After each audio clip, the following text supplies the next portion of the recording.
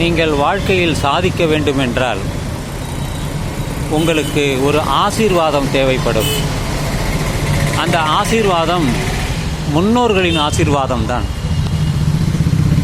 ஏனென்றால் அவர்கள் வழியில்தான் நாம் எல்லாம் வந்தோம். அவர்கள் இருந்தாலும் மறைந்தாலும் நம் மனதிலே, நம் நெஞ்சிலே அவர்கள் நிறைந்திருக்கிறார்கள். அவர்களுடைய ஆசீர்வாதம் மானசீகமாகவே நமக்கு கிடைக்கும். தாய் தந்தையர்கள் இருந்தால் அன்னையும் பிதாவும் முன்னறி தெய்வம் என்று சொன்னார்களே, அவர்கள்தான் தெய்வம். அவர்களுடைய மூதாதையர்கள் தான் நம்முடைய முன்னோர்கள். முன்னோர்களின் ஆசீர்வாதம் நமக்கு நேரடியாக கிடைப்பது என்றால் தாய் தந்தையர்கள் இருந்தால் எந்த காரியத்தை நீங்கள் செய்ய விரும்பினாலும் உங்களுடைய முன்னோர்களை நினைத்து வழிபட்டு செல்லுங்கள்.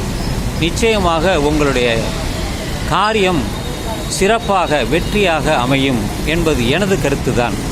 நீங்கள் சிலர் கடவுளை வேண்டிக் கொள்வார்கள், விஷ்ணுவை வழிபடுவார்கள், முருகனை வேண்டிக் கொள்வார்கள். இவர்களெல்லாம் நமக்கு தேவையா? நம்முடைய பெற்றோர்கள் நமக்கு தந்தது, அவர்களுடைய ஆசீர்வாதம் கிடைத்தாலே நமக்கு போதும். நீங்கள் ஒரு நூல் எழுதுகிறீர்கள் என்றால் உங்களுடைய முன்னோர்களை நினைத்து இந்த பதிவு, இந்த நூல் நன்றாக அமைய வேண்டும், எனக்கு நல்ல அறிவை தர வேண்டும் என்று மனதுக்குள் மானசீகமாக நீங்கள் வேண்டினால் போதும். உங்களுக்கு அந்த ஆசீர்வாதம் இயற்கையாகவே தானாகவே வந்து சேரும். வேறு யாரையும் நீங்கள் சிந்திக்க வேண்டாம், நினைத்து கொள்ள வேண்டாம்.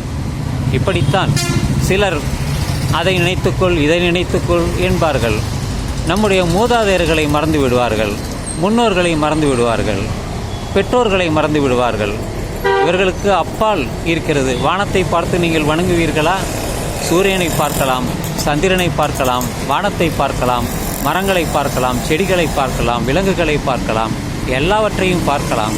அவைகள் எல்லாம் நமக்கு இயற்கையாக தந்ததுதான். வளர்கிறது, அழிகிறது, இரண்டுமே இருக்கிறது. ஆனால் நமது எண்ணங்கள் அழியாது. எப்பொழுதுமே நீங்கள் ஒரு புத்தகமாக எழுதி வைத்தால் அது எப்பொழுதுமே நிலைத்து நிற்கும். அதனால தான் நூலகங்களை வைத்து, பல புத்தகங்களை வைத்து எல்லோரையும் அதை கற்க வைக்கிறார்கள்.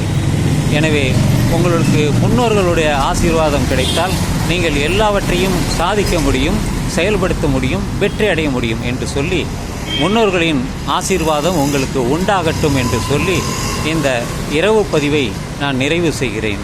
இது பேப்பர் மில் சாலை, பெரம்பூர்.